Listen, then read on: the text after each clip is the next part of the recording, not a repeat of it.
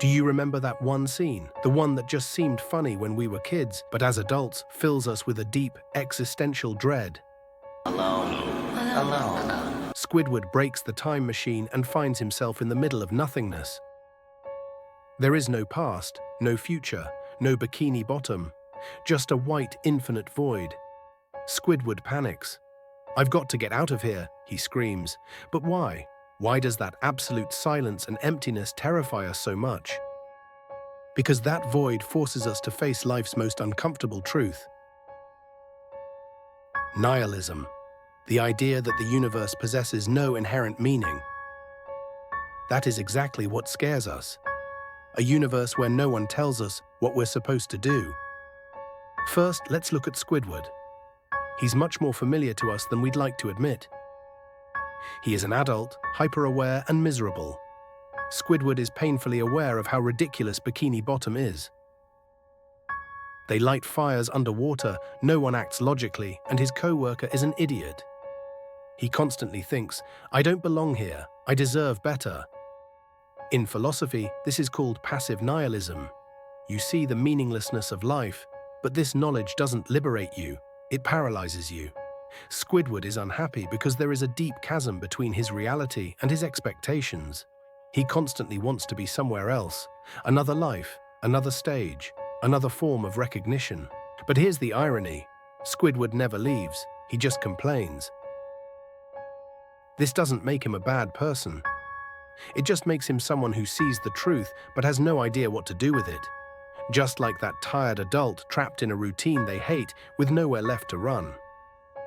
This situation turns into a horrifying irony in the episode SB129. Squidward hops in the time machine to escape SpongeBob's noise and absurdity, traveling to the primitive past. He thinks he'll find peace, but without realizing it, he teaches primitive SpongeBob how to go jellyfishing. When he returns to the present, to his home, he faces a bitter truth. Who's the barnacle head who invented that game anyway? You are, Squidward! He personally invented the very game he hates, the very noise he was trying to escape.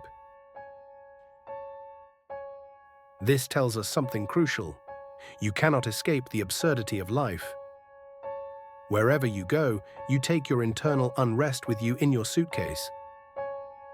The architect of the prison you're trying to escape is often you. So what about SpongeBob? Is he actually stupid? No. He is the very embodiment of Albert Camus' absurd hero. Camus talks about Sisyphus from Greek mythology. Sisyphus was condemned by the gods to roll a boulder up a mountain, only for it to roll back down every time. An endless, meaningless cycle. Sound familiar? SpongeBob wakes up at the same time every day, walks the same path, flips the same burgers, just like Sisyphus. But here lies the difference. Squidward curses this cycle. SpongeBob dances with it. Camus says, when you realize life is meaningless, there are two paths. Either you collapse under this truth, or you accept it and choose to live in spite of it. Nihilism says nothing matters and falls silent. Absurdism looks at the same truth and says, okay, then I will create the meaning. This is SpongeBob's rebellion.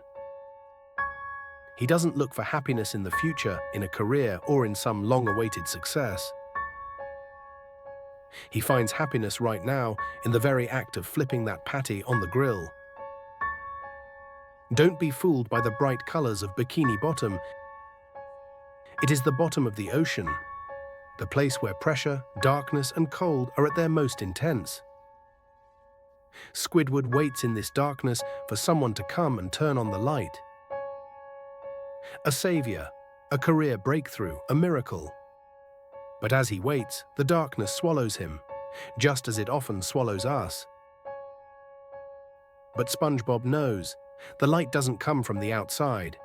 He is a lighthouse that burns with his own internal fire. This is what Camus calls rebellion. Rebellion isn't raising your fist in the air, it's looking into the face of life's terrifying nothingness and choosing to dance with a burger patty anyway. If life has no objective meaning, that's not a void, it's a blank canvas. The brush is in your hand. You can cry into the void like Squidward, or you can paint a ridiculous yellow smile on it like SpongeBob. Maybe the question isn't who you are. The question is, do you have the courage to make your own noise against life's cold silence? Because the greatest punishment you can inflict on a meaningless universe is to be happy in spite of it.